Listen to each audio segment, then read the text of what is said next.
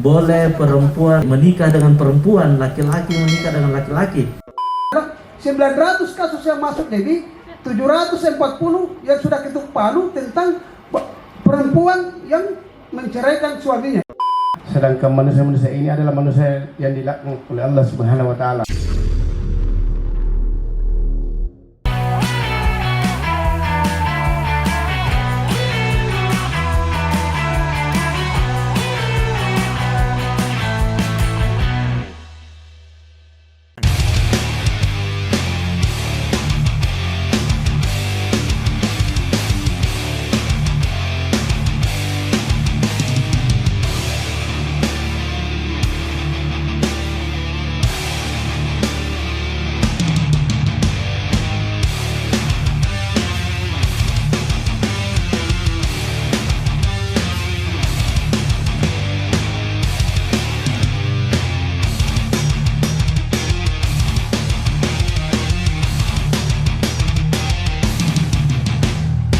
Ya, Assalamualaikum warahmatullahi wabarakatuh. Hari ini kita akan melaksanakan kegiatan sosper seperti kegiatan-kegiatan sebelumnya.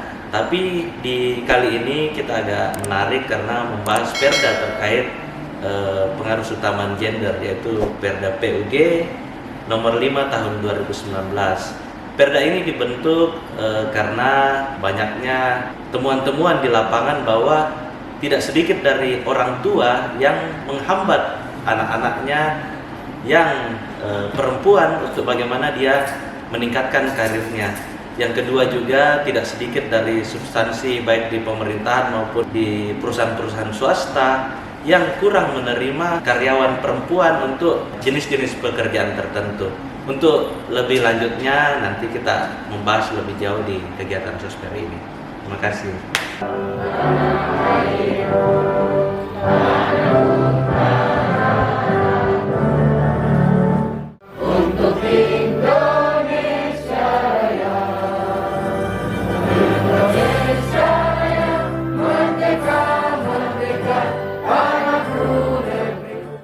Pertanyaan kami, kasus di Makassar tahun lalu itu ada 800 di pengadilan agama itu tentang kasus cerai.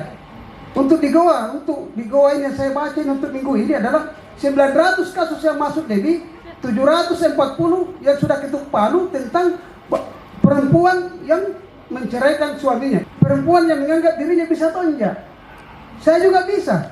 Apakah tidak ada keraguan dari Pak Dewan bahwa dengan dilaksanakannya pelaksanaan PUG ini dalam pembangunan khususnya Kota Makassar, ada beberapa sebagian perempuan ini yang memandang suaminya dibawa. Ya kan ini sudah terjadi di Goa. Barangkali diperhatikan. Terima kasih. Terkait gugatan cerai itu memang ada beberapa kasus perempuan menggugat cerai suaminya. Tetapi setelah diselidiki terkait perempuan yang istilahnya egoisme, mengatakan beliau lebih mampu daripada suaminya, itu 0,0% di Kakandaku. Kalau kita buka dari kasusnya itu, yang pertama kasus cerai paling banyak di Makassar itu yang pertama KDRT, kekerasan dalam rumah tangga. Jadi kalau ada sekitar 1000 misalnya perceraian di Makassar, kurang lebih 600 itu karena KDRT. Selebihnya ada karena perselingkuhan, ada karena memang ketidakcocokan dan yang lain. Terkait keegoisme egois perempuan yang mengatakan bahwa dia lebih hebat dari laki-lakinya, mungkin itu 0,0%-nya. Itu bisa kita buka lah statistik terkait kasus perceraian yang ada di Kota Makassar. Bukan hanya Goa yang kita bisa lihat juga di Makassar. Peraturan Kota Makassar tentang gender, apa latar belakangnya. Yang kedua, dengan peraturan ini jangan sampai ada hal-hal yang perlu kita khawatirkan. Yang pertama, seperti LBJT, jangan sampai itu dijadikan dasar untuk mereka bebas melaksanakan aksinya, sedangkan manusia-manusia ini adalah manusia yang dilaknat oleh Allah Subhanahu wa taala. Jangan sampai ke depan terjadinya perkawinan antara laki-laki dengan laki-laki itu dibenarkan dengan adanya ini, atau perkawinan antara perempuan dengan perempuan itu dibenarkan. Ini barangkali yang kita khawatirkan. Betul. Kalau kita kupas tuntas ini dalam pekerjaan, kemudian yang lain-lain. Jadi kita tidak mengupas terkait misalnya yang kita bahas tadi, perempuan boleh menjadi wali nikah dan lain-lain, itu kita tidak mengatur di situ. Jadi nanti kalau ada waktu tak sampai di rumah kita bisa membaca terkait apa-apa maksud dan tujuan dari terbentuknya Perda ini. Tetapi secara garis besarnya itu di sini kita sudah mengatur terkait bagaimana tidak mendiskriminasi perempuan dalam berbagai hal. Jadi tidak jika kita mengatur terkait perempuan sama dengan laki-laki yang kita atur, maksudnya mungkin yang kita bahas dari segi agama, boleh perempuan menjadi wali nikah, kemudian boleh perempuan kita maksud tadi menikah dengan perempuan, laki-laki menikah dengan laki-laki, kita tidak ada atur dalam Perda ini terkait itu.